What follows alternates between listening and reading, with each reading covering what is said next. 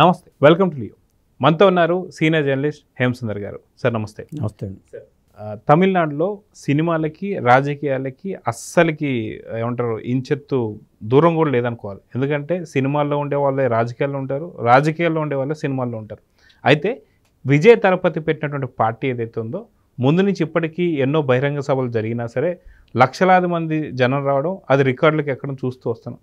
ఈ రికార్డులు తట్టుకోలేకే మొన్న వచ్చినటువంటి సభలో దాదాపు 38 మంది చనిపోవడానికి ఏదో కుట్ర దాగుంది.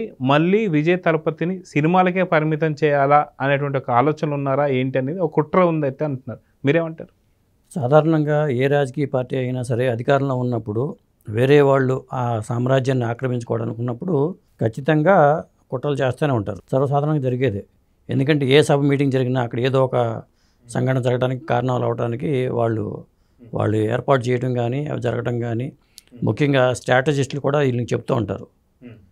అక్కడ ఇది చేస్తే అతనికి ఈ విధంగా తప్పుకోవచ్చు, లేదా విరక్తి కింద చెందవచ్చు, రాజకీయానికి తలనొప్పి వ్యవహారం అని అనుకోవచ్చు. ఇలాంటి స్ట్రాటజిస్టులు కూడా కొంత వ్యూహంలో భాగంగా కూడా కావచ్చు. ఎందుకంటే అంత ఎత్తున చనిపోవడం అనేది నాకు తెలిసి రాజకీయంగా చాలా ఒక పెద్ద ఫిగర్. అది చెప్పాలండి, 38 మంది అంటే అసలు మామూలు విషయం కాదు. ఎన్టీ రామారావు గారు భారీగా సభలు జరిగినప్పుడే అసలు అలాంటివి ఏం జరిగే కాదు.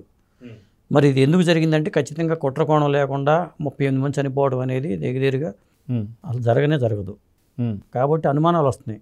ఇది విజయ్ ఎందుకు పార్టీ పెట్టాను రా బాబు, నాకు ఈ తలకానిప్పుడు ఏంటి, అసలు పక్కన ఇంకా ముందుకు వెళ్లకుండానే ఎన్నికలు ప్రకటించకుండానే మనం ప్రచారంలో ఇట్లా జరుగుతుంది అని అతనిలోనే రియలైజ్ అవ్వడానికి వీలుగా ఏమైనా చేశారా, లేదా అతను ఎంపిక చేసుకున్న స్థలం ఏమైనా సరైనది కాదా, ఇలాంటి అంశాలన్నీ ఉన్నాయండి. దర్యాప్తు అయితే ఖచ్చితంగా జరగాల్సిందే.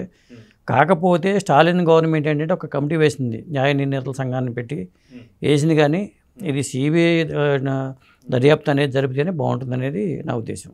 అయితే గతంలో కూడా చూసుకుంటే త్రిషతో కూడా ఏదో సంబంధాలు ఉన్నాయని చెప్పి అక్రమ సంబంధాలు కూడా అంటగట్టి విజయ్ తలపతికి పూర్తి స్థాయిలో విరక్తి పుట్టేలా రాజకీయాలు చేయాలని చెప్పి చాలా ప్రయత్నాలు వాళ్ళు చేసినట్టు మనకైతే తెలుస్తుంది.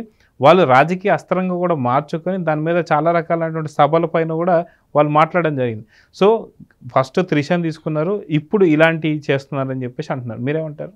ఇప్పుడు రజనీకాంత్ విషయంలో కూడా రజనీకాంత్ తప్పుకుని చాలా ఇదైపోయాడు. కానీ ఈ రజనీకాంత్ కూడా ఇలాగే సభలు పెట్టి వెళ్తుంటే ఆయన కూడా ఇలాగనేవాళ్ళు.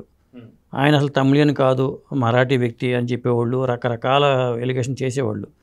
ఆయన కేవలం తప్పుకొని ఈ తలకానేవులు మనకి ఎందుకని సినిమాలు చేసుకోవడం వల్ల హ్యాపీగా ఉన్నాడు. ఇప్పుడు విజయ్ కూడా అలాగే ఫీల్ అయ్యేలాగా కల్పించాలని అనిపిస్తుంది. మనం ఒకే ఒక సినిమా చూసాం. ఒక్కరోజు ముఖ్యమంత్రి కాస్త ముఖ్యమంత్రిగా మారిన క్రమంలో మరి ఆ ముఖ్యమంత్రి ఎలాంటి చర్యలు తీసుకున్నాడో మన సినిమాలో కూడా చూసాం. కేవలం ఆ సినిమాల తరహాలోనే రాజకీయం బయట కూడా అలాగే ఉంటుంది. ఖచ్చితమైన పరిస్థితి అయితే అలాగే ఉంటుంది. విజయ్ విషయంలో అలాగే జరిగిందేమో అనిపిస్తుంది. అయితే విజయ్ తలపతికి సంబంధించి అదేవిధంగా రజనీకాంత్కి ఫ్యాన్స్కి సంబంధించి ఎప్పటి నుంచో ఒక కోల్డ్ వార్ అయితే జరుగుతుంది. కానీ గతంలో విజయ్ తలపతి రాజకీయాల్లోకి రావాలనుకున్నప్పుడు నిజంగా నాకు సూపర్ స్టార్ రజనీకాంత్ గారు ఒక ఆదర్శం అన్నట్టు ఒక 2-3 మాట్లాడేసరికి ఇద్దరు కలిసిపోయారేమో అనుకున్నాం. కానీ నిన్నగాక మొన్న చూసుకుంటే సూపర్ స్టార్ రజనీకాంత్ గారు స్టాలిన్కి సపోర్ట్ ఇస్తూ నా తమ్ముడు లాంటి వాడు అన్నట్టు కొన్ని మాటలు చూసాం. సో ఇప్పుడు కంప్లీట్గా అక్కడ సూపర్ స్టార్ రజనీకాంత్ ఫ్యాన్స్కి మళ్ళీ విజయ్ తలపతి ఫ్యాన్స్కి మధ్యలో వార్ స్టార్ట్ అయింది. ఈ మధ్యలో ఇది రావడం, సో ఇక్కడ ఏదో జరుగుతుందనేటువంటి అనుమానాలు అయితే చాలా గట్టిగా ఉన్నాయి. మీరేమంటారు? అసలు విజయ్ దళపతికి ఎంత క్రేజ్ ఉందా అనే విషయం మన తెలుగునాట మనకు తెలియదు. ఇవాళ 38 మంది చనిపోయారు, అంత జనాన్ని చూస్తుంటే నిజంగా విజయ్కి అంత క్రేజ్ ఉందా అనే ఆలోచన అయితే ఎవరికైనా వస్తుంది. ఎందుకంటే తమిళనాడులో ఇప్పుడు దాకా సూపర్ స్టార్ రజనీకాంత్ కానీ అనుకుంటూ ఉంటాం, రజనీకాంత్కి ఎక్కువ క్రేజ్ ఉంది అనుకుంటూ ఉంటాం. కానీ యువ హీరోల్లో విజయ్కి ఈ తరహాలో క్రేజ్ ఉంది, పవర్ స్టార్ పవన్ కళ్యాణ్కి ఎంత ఉంది ఇక్కడ అలాంటి క్రేజ్ ఉంది అనేలాగా మనకి ఈ మీటింగ్కి వచ్చే జనాలను చూస్తే అర్థమవుతుంది. ఖచ్చితంగా ఇప్పుడు ఏంటంటే చర్చనీయాంశం అయింది ఇది. విజయ్ రేపు పొద్దున అధికారంలోకి వస్తాడేమో అనేలాగా జనం కనిపిస్తున్నారు మీటింగ్లకి. ఇప్పుడు దాకా చాలామంది ఏమన్నారంటే ఏఐడిఎంకే ఒక స్టాలిన్ డిఎంకే ఒక పక్క ఉండి ఏఐడిఎంకేను ఇవన్నీ కలిసిపోతే విజయ్ పార్టీ కానీ ఇవన్నీ కలిసిపోతే తప్ప అధికారంలో రావడం కష్టమనే మాటలకు అప్పట్లో వినిపించేవి. కానీ జనాన్ని చూస్తుంటే విజయ్కు అంకిత భావం చూస్తుంటే రాజకీయాల పట్ల అతను గట్టిగా పూర్తి స్థాయిగా బలంగా రాజకీయ శక్తికి ఎదగాలనే తాపత్రయం అతనిలో ఉందేమో అనే భావన అనేది క్రియేట్ అవుతుంది. ఇప్పుడు వచ్చిన తర్వాత ఈ జనాలు చచ్చిపోవడం చూస్తుంటే కూడా అది పార్టీకి ఒక విధంగా ప్లస్గా మారుద్దేమని అనిపిస్తుంది. 30 మంది చనిపోవడం జనాలుగా మైనస్గా మారాలి. కొన్ని కొన్ని రాజకీయ తప్పిదాలు ఏమవుతుందంటే అది వాళ్ళకే ప్లస్ అవుతుంది. ఇప్పుడు వాళ్ళని భద్రం చేద్దాం అనుకుంటే అది తిరిగి మనకు తగిలేట్టుగానే ఉంది. ఇప్పుడు ఎవరైతే ఏ గవర్నమెంట్ అయితే దీని మీద కుట్రపూరితంగా వ్యవహరించిన ఆరోపణలు వస్తున్నాయో, ఒకవేళ నిజంగా వాళ్ళు వ్యవహరించారా లేదా, ఇది తొక్కిసలాట్లో జరిగిందా అనేది చెప్పలేం కూడా. అసలు అయినా పర్మిషన్ ఇచ్చేటప్పుడు కూడా వాళ్ళు షరతులు పెట్టాలి.